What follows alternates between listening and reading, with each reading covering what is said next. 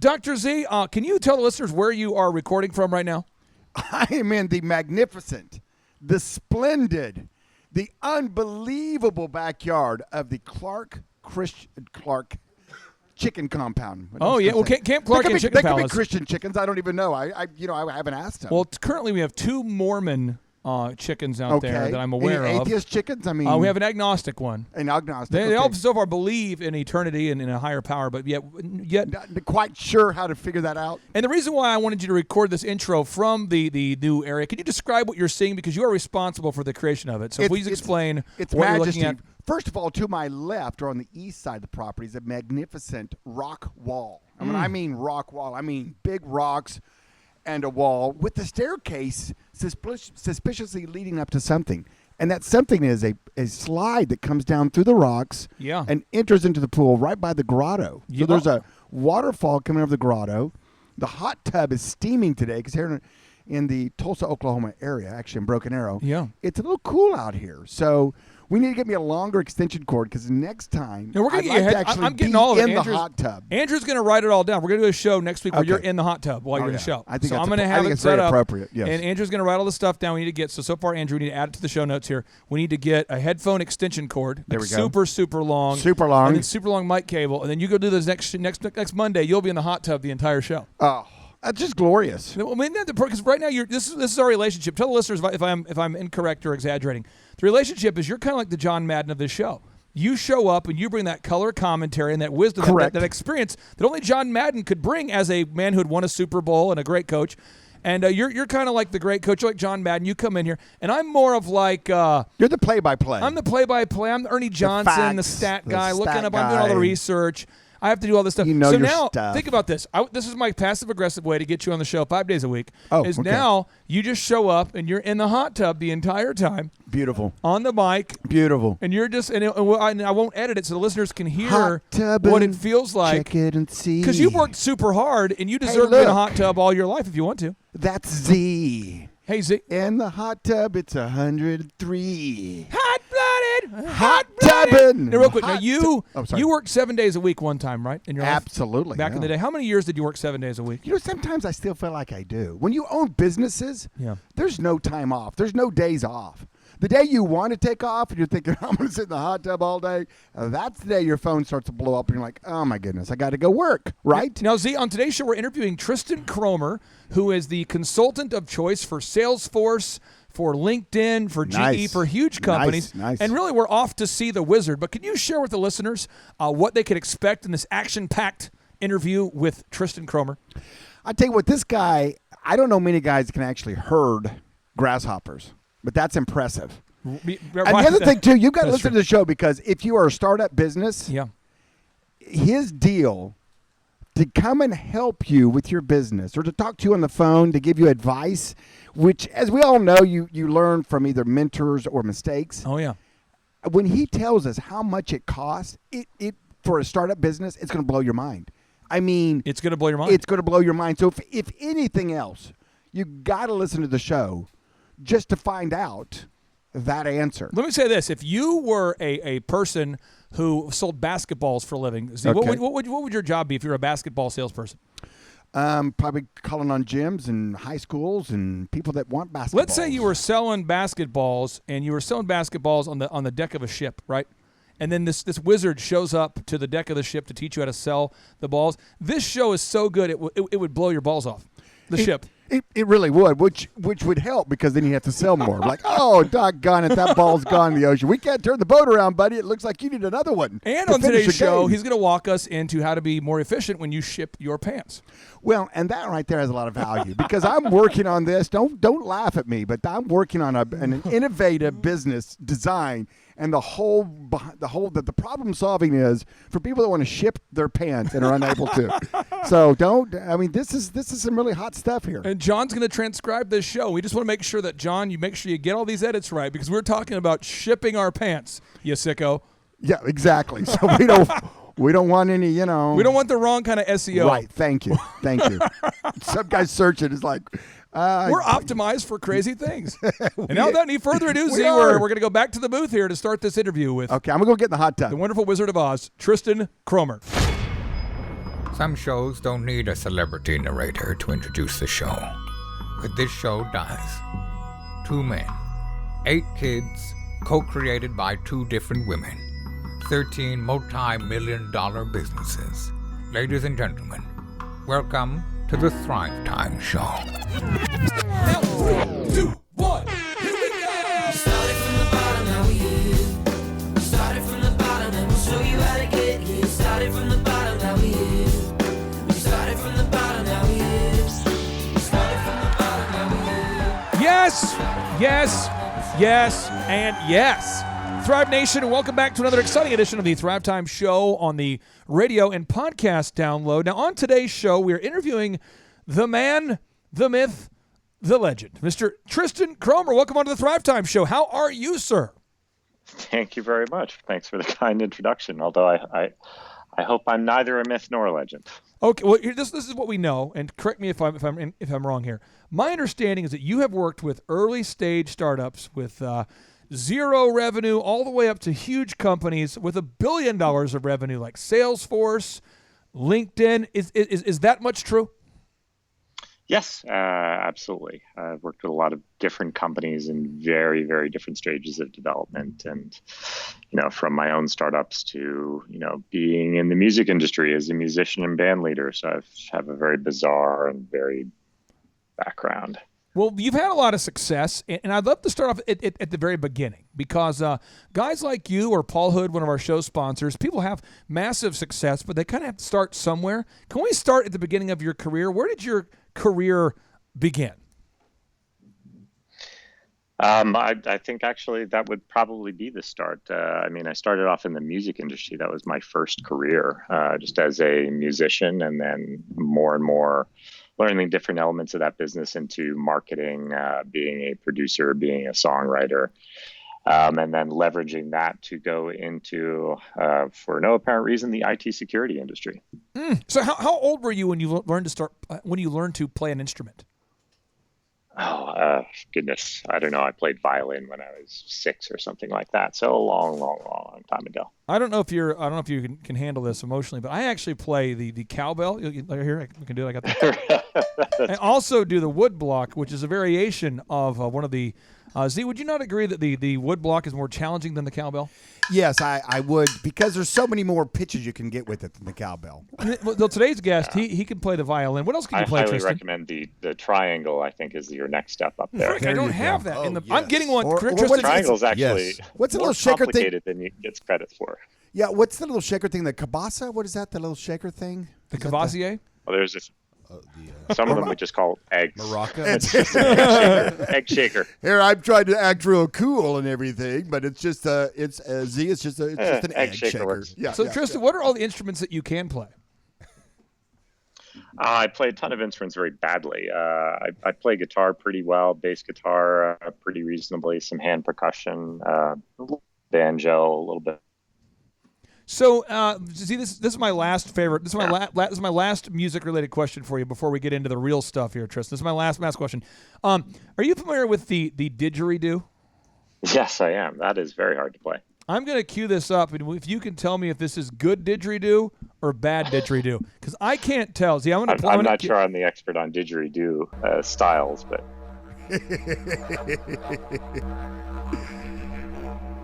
What do you think? Can you hear that on your end? Does that sound good? I can hear that. I mean, that sounds pretty good to me, but I think the talent of the didgeridoo player is to be able to sustain that for an hour.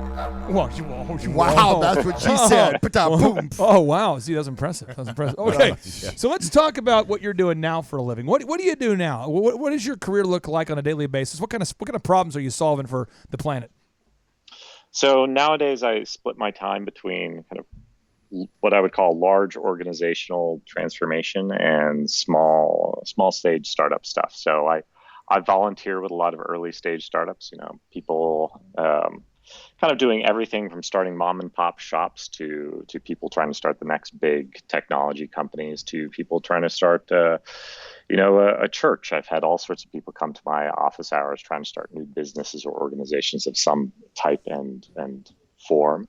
And then most of what I do with my day job is I help just very large organizations, and that ranges from things like the U.S. government to Unilever. I actually serve on the ice cream board of innovation at Unilever, and we kind of help them understand what it takes to survive in today's economy, how you can survive and change quickly when innovation is just happening at such a rapid rate that if you take a year to go from idea to product, you're already 11 months behind the young early stage technology startups who are just moving at a breakneck pace. Now, before we get into how to successfully scale a company easy, I have the question. I want to ask the question that the listeners want me ones? to ask right now. So, Tristan, get prepared here, because you're a man. If I'm correct, this just in. You are a man who can go into most businesses and help people make a strategy. Am I correct? A strategy that will win. I will make. I'm going to rephrase that. Okay. I will say I can take whatever strategy they have, and I will help them prove whether or not it's the right or the wrong strategy very, very quickly.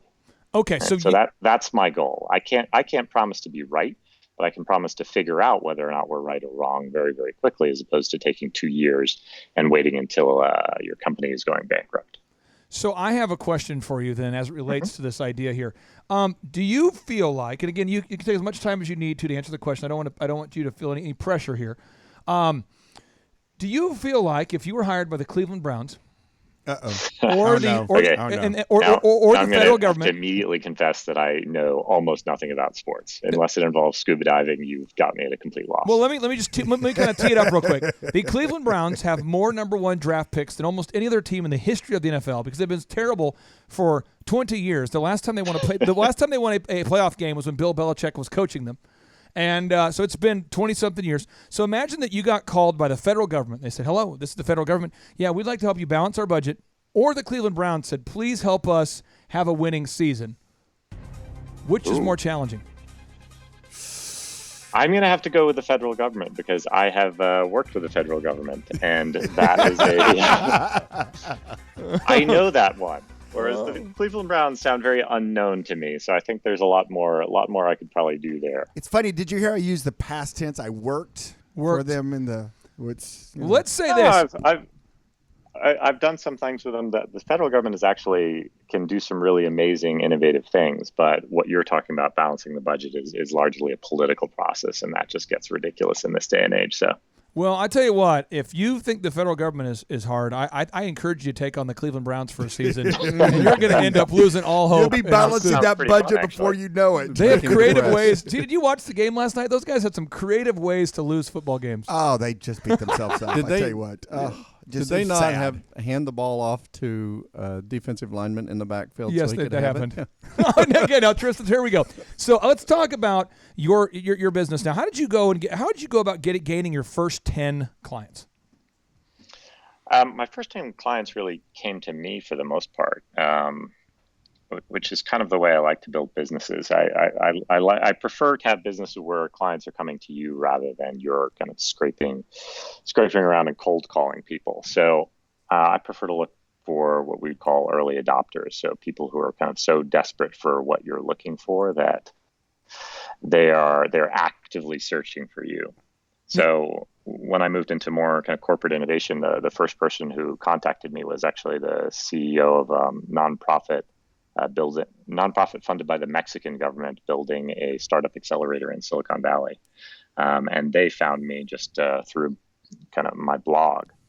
And so they actively recruited me to build an accelerator for them because they'd been reading about what I'd been doing and recognized it was a relevant skill set for them. Paul, our today's guest, I mean, this guy, Tristan's worked with Pitney Bowes, Fujitsu. We're talking about, big companies, GE, big brands.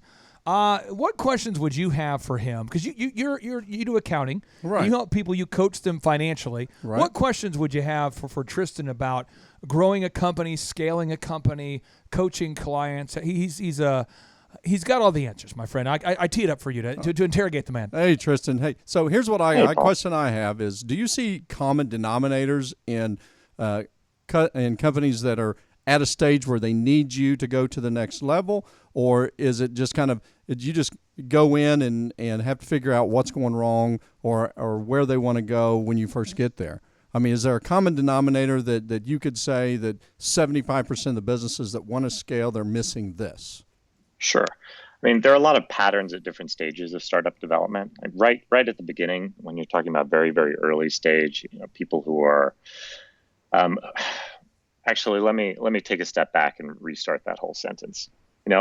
Most companies, when they say they're struggling to scale, fundamentally are not understanding their customer and haven't figured out who to actually target. So they're literally just missing the customer profile, or their customer profile is so broad as to be unintelligible. Like they want to sell products to everybody, or to like large companies, which just isn't a useful form of segmentation for targeting your marketing campaigns. Now, once a business owner does figure out their ideal and likely buyer, and they've really targeted that, Z, what I see, and just Tristan, a little background for you, Dr. Zeldin doesn't like me to talk about it on the show when he's present, but he and some homies did buy a bank. He does have one of the most successful optometry clinics in the state of Oklahoma, and an auto auction, and a durable medical equipment company, and a sleep center, and he owns a horse. And but Z, you don't have a dysfunctional organization because everybody is rowing the same direction. And then when people are the quote unquote biggest limiting membrane, you find a way to make them disappear. I would like to have you. I'd like for you, Z, to interrogate Tristan about any questions that the listeners might have about organizing the team, staying on the same team, because you see it all the time, Z. I mean, what questions would you have for Tristan about that? Because I see it all the time. Tristan, on the average, a couple of things. I was really intrigued by what you said is your step one when you approach a business, and roughly, and I know it's probably different with every business, but in a kind of a generic, this is usually how long it takes. How long does it take for you to come in? I open the books. I open up everything, my marketing campaigns. You've picked my brain. How long does it take you to tell me whether I'm on the right track or not? It's usually about 10, 15 minutes. Okay, I love that. Okay. And now, is there one go-to super move in your hip pocket that you can pull out and you can say, hey, listen, if you're not, okay, obviously if I'm going in the right direction, then I guess you kind of help beef up what I'm doing or kind of help maybe make some minor adjustments. But let's say Bring the beef. Holy cow, there we go. Sorry. Let's say you walk into a business and what they're doing is wrong. That this is one of the businesses where they're not getting it right. You walk in and they're doing this. They're doing this, and they can only sustain that for about 37 seconds. Forget an hour, right? Yeah. Okay. So they're doing there's two different kinds of businesses that you're talking about here, right? There's established businesses where you're looking for an expert to tell you, well, what were you saying? So Z, you own a horse, right? Now, I know very, very almost nothing about horses aside from they can run faster than I am and they have 4 legs, right? So I'm not going to tell you how to manage the horse well. Like that doesn't work. And I certainly know very little about a horse racing business. So I'm not an expert in that, and I can't tell you whether or not whether you're feeding it correctly or not. That's not the type of business I really work with. So if you're opening a business in a well-known restaurant district, I would be the wrong person to ask. What I'm very good at is dealing with businesses that exist in a high degree of uncertainty. Okay, that means like trying something new that's never been done before. Oh, wow. Okay. Right. Or something that's very unusual, right? Like, so if you told me that you were going to start a delivery hamburger business, but you're going to do it using your horse, right? An unusual delivery mechanism for a not unusual. Okay. That's going to be a little bit weird. I know this is an utterly ridiculous example, but like that's something where there's a certain degree of uncertainty. Like, are people going to wait the 3 hours for you to cross town just for the joy of seeing you deliver? That is the question. Hey, wait, my horses are a little faster than that, Tristan. Will people wait? Right, but that's a degree of uncertainty, and that's a risk. Right? Sure. So when I say I can figure out what's gone wrong with the business in 15 minutes, that's those type of businesses where there's a high degree of uncertainty, because it's usually very straightforward. Like I can just ask them, all right, look, what are you trying to figure out? What is unclear about your business right now? What is uncertain? And usually it's something like, well, I don't know how to find my customers. I don't know where the cost of customer acquisition is. Mm-hmm. Something like that. So when something like that happens, I really just have to ask them, what are you doing now And if it's not related to that in any way, if there's nothing they're doing, if they're just executing on a marketing campaign which they think is going to work, Right.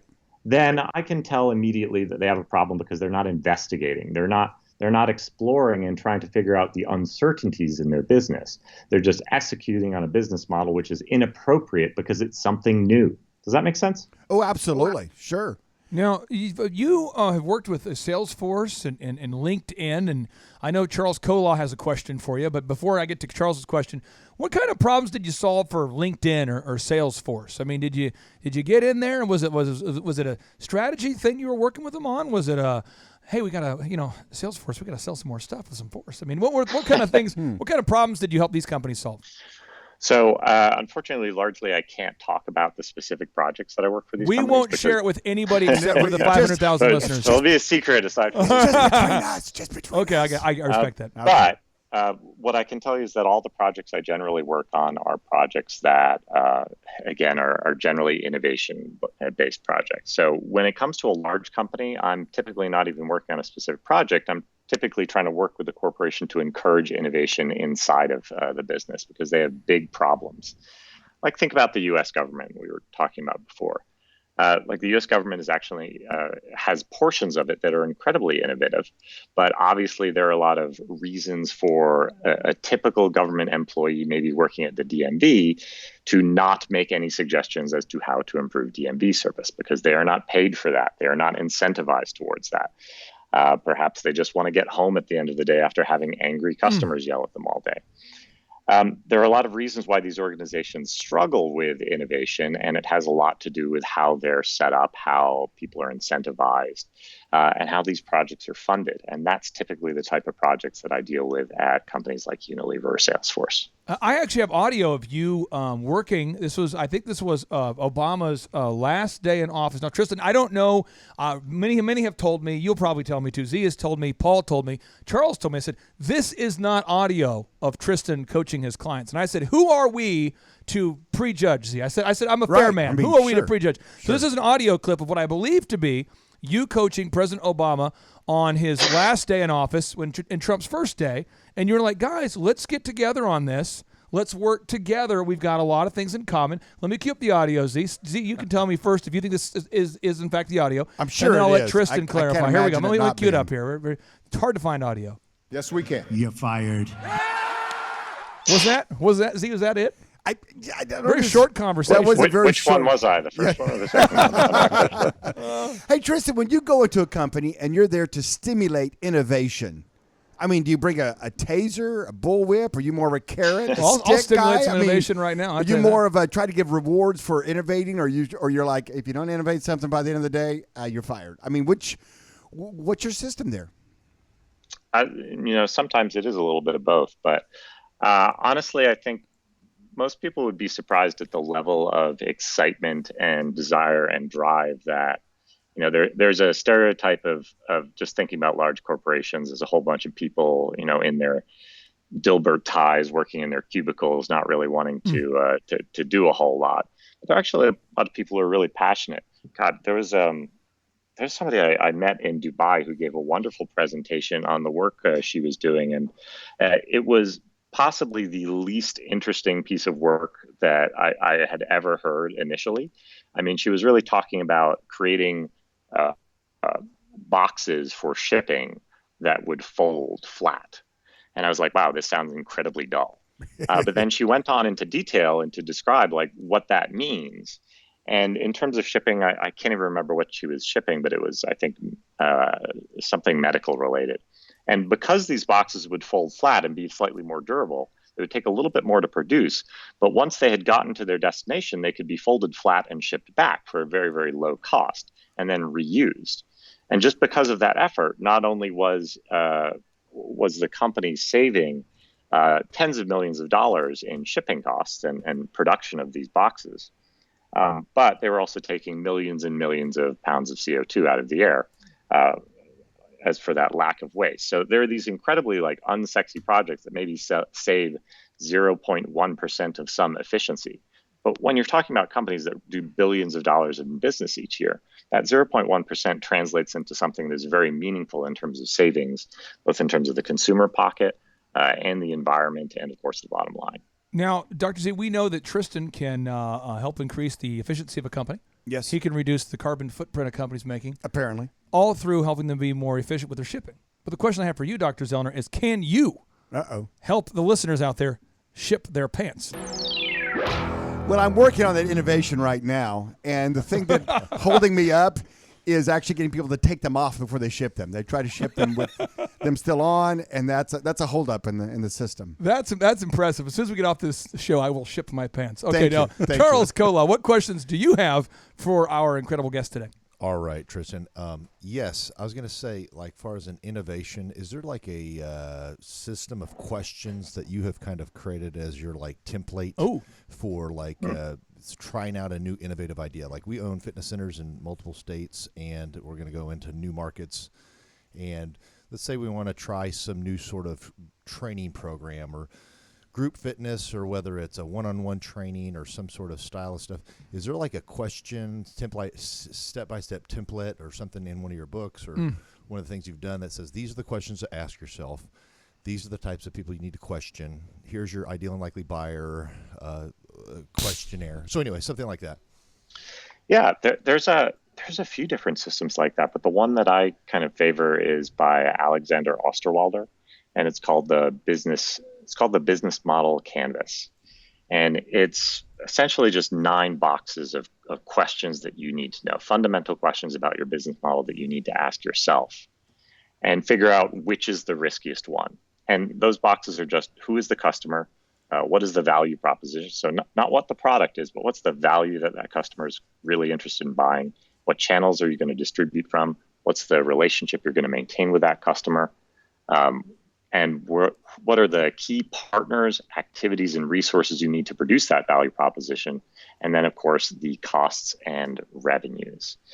And so those 9 boxes really represent all of the things you would shove into your 60 to 100-page business plan, but just on one page. And once you've kind of identified what your guesses are to those elements, all you really need to do is figure out which of those is the most uncertain. So, and that's fundamentally what you're doing. So you're wanting to find the most uncertain. And this is the business model canvas, correct? And who's that by? We have our listeners. Business model canvas by Alexander Osterwalder. That's easy to spell. Osterwalder. He's Swiss. Osterwalder. So that's your basis, is really just trying to identify, using that canvas to identify what the riskiest assumptions you're making in your business. Like maybe, opening up a new fitness center in a new country. Like, where are your fitness centers located today? It would be Oklahoma, Missouri, and Kansas, and then we're going to enter another state here this next year. Great. So if you were entering, say, Alaska or New York, those are going to be very, very different populations than the ones you're being used to, right? Correct. In Alaska, they're going to be very geographically distributed. So maybe your model of having, let's say, a large fitness center with all the equipment that you want to have in one place might not work. Maybe you need lots of small locations. Whereas in New York, it's a very dense population. I'm thinking of New York City, where I'm from. Maybe a 1 mega location would be much more appropriate, right? So you would take elements like that, which would have to do with your resources and planning and costs, and figure out, well, what is really risky here? And say, well, you know what? I don't know how to build this solution unless I truly understand my customer segment in this case. So maybe the riskiest thing for me is just going to those locations and starting to talk to people about how they work out now, what their fitness centers they really like are, what type of exercises they like to do already, to understand what sort of product you could build for them.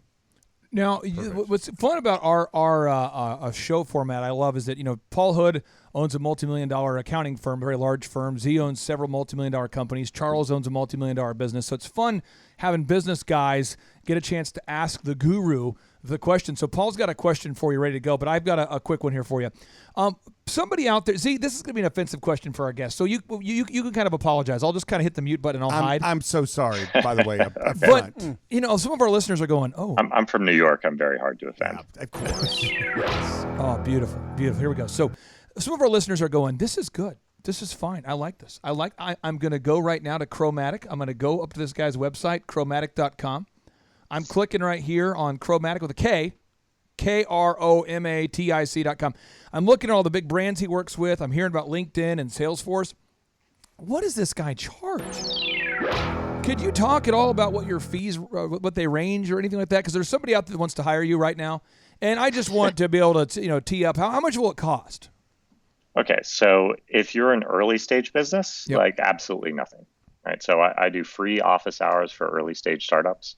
I don't charge anything for them. We just do half-hour calls for free for anybody. The only thing we ask for those people who are really starting a business from the ground up is that if they call me, they better bring data. Right? So you can call me as much as you want. They can call me every week if they want. Right. But pending availability. But they have to bring data in terms of what sort of experiments they've run to answer those questions that we were just talking about, right? So if they're opening up a fitness center in Alaska, we might have talked about something like, well, please go talk to 20 of your customers in Alaska next week. And after you've done that, then we can have another free call. If you're a giant company, I'm going to charge an infinite amount more than that. Is it more? Is it more than $1,000 a month for you? Is it like a contract kind of thing? Is it thousands or sure. $7? Yes, it's in the multiple. It's in the minimum tens of thousands of dollars. So got it.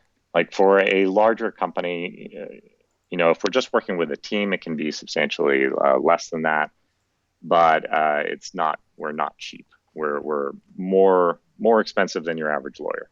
Okay, now I'm going to cue up my audio sound clip here. Tristan, when was the last time you went to Oklahoma, or you've came to Oklahoma? It's probably when I was a musician. I've kind of driven past in and out quite a few times. Well, I wanted you to know right now there's a big controversy going on. We just had the Secretary of Commerce on the show, Z. Big controversy. Big controversy. We had a big senator on the show. We just had the lieutenant governor on the show. This was just last Monday. We had these guys on the show. They're good friends of ours. We like these guys. It was awesome. And they're having a big debate because right now on the license plate in Oklahoma, Tristan, it says Oklahoma. It says, is it okay? Yes, Oklahoma is okay. That's our state motto is Oklahoma is okay.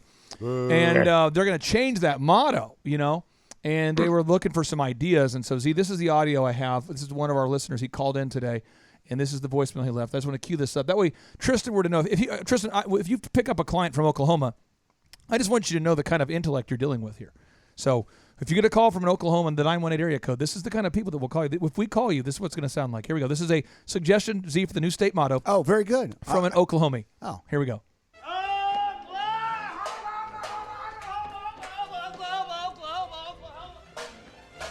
There it is, Z. That's impressive. No, it is very I impressive. don't know if it's better, but I know it's good. That's something. Put that on a license plate. All right, Paul. We have time for one more question from you, and then a lightning round question from Dr. Z. So, Paul, what question do you have for the Wizard? Well, Mr. Wizard. So at hoodcpas.com, we kind of specialize in taking technicians and turn them into business owners, people that don't understand how to grow their business. So would you have, from a selfish standpoint, I hope this is okay, Clay. Shellfish?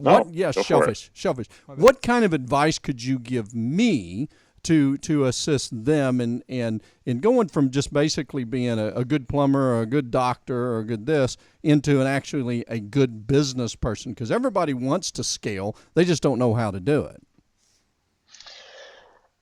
Oh, man, that's a tough one without knowing this. But if you're talking about that scale where it's really we're talking about like pretty small, like 10 or fewer people, right? Correct. I mean, honestly, I would say that the thing that most businesses lack that is really, really hard to find is just discipline, man. It's just the discipline of getting up and sitting down in the morning every day and going, how am I going to grow this business? Can I send out 10 emails to potential clients and every single day for the next 365 days a year? Like having that follow-up and discipline to do everything that you say that you're going to do. It's like going to the gym or anything like that, since we've got a bodybuilder on the show. Oh yeah. Having that discipline that's self-motivated, because you don't have somebody who's going to be your personal coach and yell at you every day a lot of the time. Somebody starting a plumbing store is not going to be able to afford a business coach to do that. But they have to be self-driven to do that. Otherwise, it's very, very hard to make any progress in this environment these days. You bet. And that's what we do. And that's what Clay helps teach, and being intentional and deliberate and just being focused. One follow-up question, because Clay and Dr. Z, they put on every other month, they put on this great workshop. And people come from all over the country here to learn very practical business things, Yeah. and I speak at it a little bit and take a lot away. Do you ever do that kind of stuff? Do you ever do generic big functions like that, or do you? Is it pretty much one-on-one? Oh, sure we do. I mean, I prefer to work, one-on-one because I think it's a lot more effective. But just talking to you, I have a suggestion for you. If you really want to motivate some of your clients, you should just wave their cash flow statement in front of their face every morning. Like send them an email every morning with like, this is how much money you have left in the bank. That would probably be the most motivating thing I think I can imagine. I open up my cash flow statement every day, so I have a lot of respect for my accountant for putting that together. Good deal. Wow. Now, Z, you have an opportunity to really take this show to a weird direction, like you did the other day, Oh yeah. or to a great direction, like, specialize. remember that show where the That question one? was so good and so hot, the guy just hung up. He just hung up. And we. I don't think it was offensive. I think he just got so excited he fumbled the phone and I think he just hung up. Okay. Well, I think that's what happened. so take this show to the next Pretty level. sure. Do what you do. Tristan, a couple hard-hitting questions here. Can I get hard-hitting Shoot. questions? Yeah, I'm ready for the Noise? hard-hitting questions. This just in from our hard-hitting There we question hot desk and help desk. Holy cow! How many grasshoppers have you herded at one time? Literal grasshoppers, probably about 10 or 12. I used to live That's still in impressive. Tennessee. That's a grasshopper. Yeah, I used to get a lot of grasshoppers crawling in under my door when I lived in Tennessee, so I used to have to shoo them out every morning. You grab pebble from my hand. He shoes You grasshopper. No, probably different. I think it Okay, sorry. means a literal grasshopper. Oh, my bad. I'm talking about a literal grasshopper. Yeah, it's fun. I'll tell you this. He'll help you more efficiently ship your pants. Back to you, Z. Okay, here we go. That's what I need help with. Tristan, also, when I look on your website, there's a lot of just fun stuff on here. A lot of good little tips and whatnot. And one of them that I'm kind of sitting here kind of perusing is Unlearning to Lead Part 2, how to get the best out of everyone. And that leads me to the question segue right there. what happens when you make that mistake of elevating someone beyond their abilities? I mean, you think you've got it figured out. You we call it the Peter principle. Peter principle. And You saw them huffing glue. and You saw them binge drinking at work, and you thought, there's a chance. there's a chance. And you they're my promoted kind of they're my kind of guy. They're my kind of guy. So Tristan, I mean, so when you go to a company and you experience this, where they have, a guy was great at doing this task, the story, yeah. and then they move him up, and they think they have the skill sets, and they think they have the right mindset. Great third baseman. We'll put him in front office. And we'll put him in there. Oh, yeah. And There he is. so what? How do you undo that? How do you coach someone through that mistake? Or can you? Well, I mean, you have a choice, right? You've made the mistake, and I've certainly made that mistake before in my career. I'm sure everybody has at some point. But you have a choice. You can either get rid of them, which is the easy way out, right? Or you can coach them through that. And that really depends on the level of resources and timing that you have. Like, do you have the time to invest in that person? No, I'll just whack them. You're right. I mean, if you do, it's fantastic. But if you don't, you're being unfair to that person by leaving that person in the position. So it's almost better to be honest with both yourself and themselves and say, hey, look, man, you're not doing a good job. And I'll write you a good recommendation. But, it's time to move on and find something else. Yeah, having them go back to what they did before never seems to work, does it? I mean, it would be great, but it takes a really certain kind of corporate culture to allow that, right? Right, and then also a certain mindset of the individual, because it's a little humble pie, when you get the big promotion, then all of a sudden you got to go back to the cubicle. It's a tough walk. So Bobby, when you get out of jail, buddy, this job will be right here waiting for you. When you get out, I'm just telling you, as soon as you get out, I'm ready to coach you through this situation. Coach you through it, or you give him a shovel and say, "Go dig a big hole in the backyard." I'll be right there. Call me once a month. We'll go over the KPIs. Yeah. All right. Hey, thank you, Tristan, so much for being on the show. What's so the much for having action me. step you'd like our listeners to take? Do you want to visit your website? What's the big ask? Sure. You know what? The big ask I would have is for everybody to actually go out and start a business, because that's the most important thing that we really need in this country, I think, right now. But if you do need help with that and you're an early stage startup, I am serious. We do offer help for free. So you can go to Kromatic.com /office-hours, and we will do our best to help you. But feel free to sign up to my blog over at grasshopperherder.com, grasshopperherder1word.com. And we publish whatever advice that we can give for both big corporations and small businesses just starting out. So you've got a final question, One a final last thing. final question? I was just in New York last week visiting my sister. Have you ridden a Sea-Doo on the Hudson River? I have not. I actually live in San Francisco right now, so I have not. I get back to New York 4 times a year. Haven't done that. I tell you what, my sister's lived there 23 years, and she told me after we were done with her, she said that was the most fun she's had in New York. I mean, it was so cool riding around the Statue of Liberty. Of course, I got too close. I got shot at, from security. But aside from that, we had a great time running up and down the Hudson. It was beautiful weather. It was really a lot of fun. So yeah, I'll be there in December. I'll have to take care of that. Yeah. Oh yeah. Well, you might want to wait till it gets a little warm, right? Well, they put you in a wetsuit. I don't know. You probably should be just fine as long as it's not too cold outside, But anyway, thanks for being on the show, Tristan. A great job. And what's the website you want everybody to go to? They can go to grasshopperherder.com.